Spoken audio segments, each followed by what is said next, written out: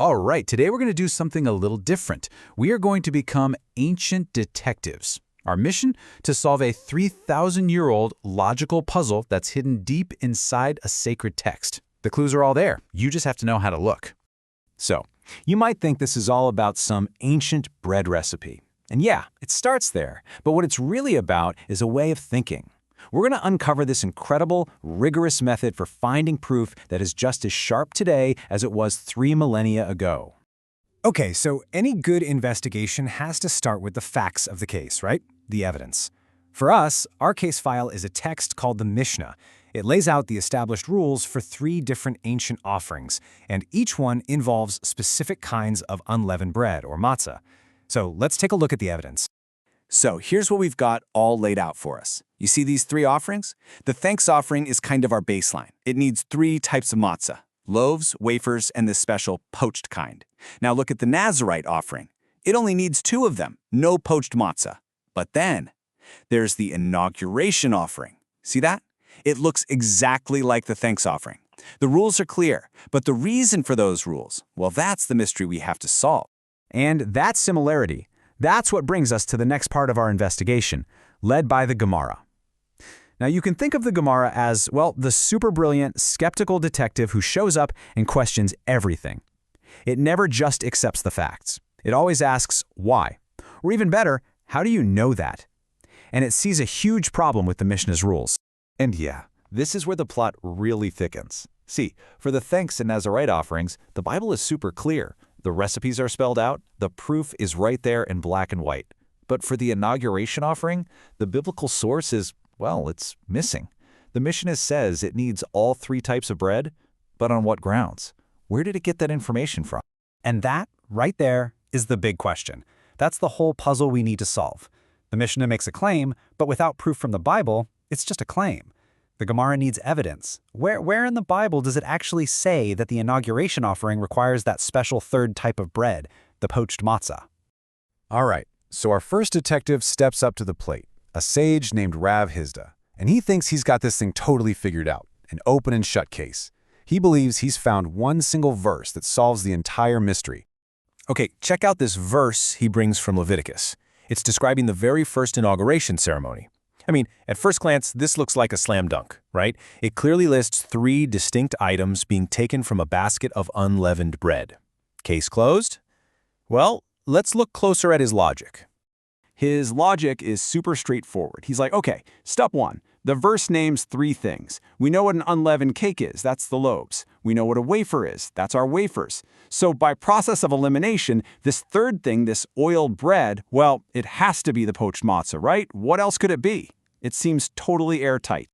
But hold on a minute, not so fast. Just when you think it's all wrapped up, another sage, Rav Avia, steps in. And he's like the sharp prosecutor who spots one tiny but fatal flaw in the argument. He's about to blow this case wide open. And here's the problem in a nutshell.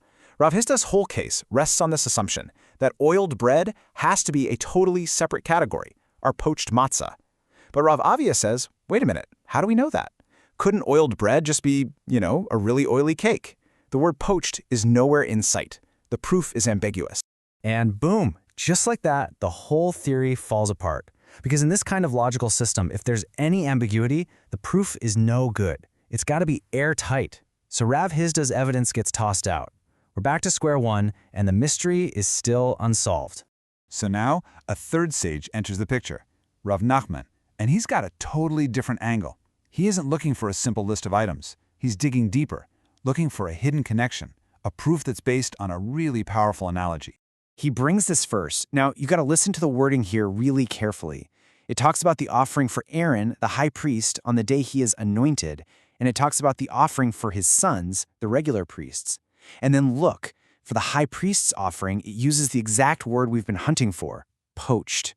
Now, to get what Rav Nachman is doing, you have to understand this really cool Talmudic tool called hekesh, or juxtaposition. It's a simple but brilliant idea. When the Bible puts 2 subjects right next to each other in the same sentence, it's not an accident. It's a clue. It's telling you to compare them, that the rule for one might just apply to the other. Okay, let's break this down, because this is brilliant. Step 1. The verse flat out says the high priest's special offering requires poached bread. That's a fact. No ambiguity there. Step 2. In the exact same phrase, it mentions his sons, the ordinary priests getting inaugurated. See how they're right next to each other? That's the juxtaposition. So the conclusion? It's genius. The text is creating a link, a legal analogy. The rule for the high priest gets extended to his sons. This isn't a guess, it's baked right into the structure of the verse. Now that is an airtight proof. Case closed. For real this time. So, there we have it. We solved the puzzle. But with any great detective story, the solution is only half the fun. How they solved it, that's the really incredible part.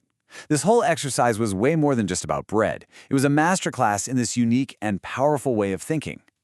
So what did we learn from our little investigation? What's the method here? Well, first, precision is everything. If a proof is even a little bit fuzzy, it's out. Every single word is a clue. But it's not just the words, it's their placement, their connections, that can unlock a deeper meaning. The goal isn't just to find an answer, it's to find one that's logically bulletproof. It's a process of debate, challenge, and making the argument stronger and stronger. And that kind of leaves us with one last big question, doesn't it? This ancient way of thinking, it's all about evidence, logic, and a fierce rejection of ambiguity. It makes you wonder, right? What if we took that same level of intellectual rigor, that same honesty, and applied it to our own foundational text today, our laws, our constitutions? What hidden truths might we uncover?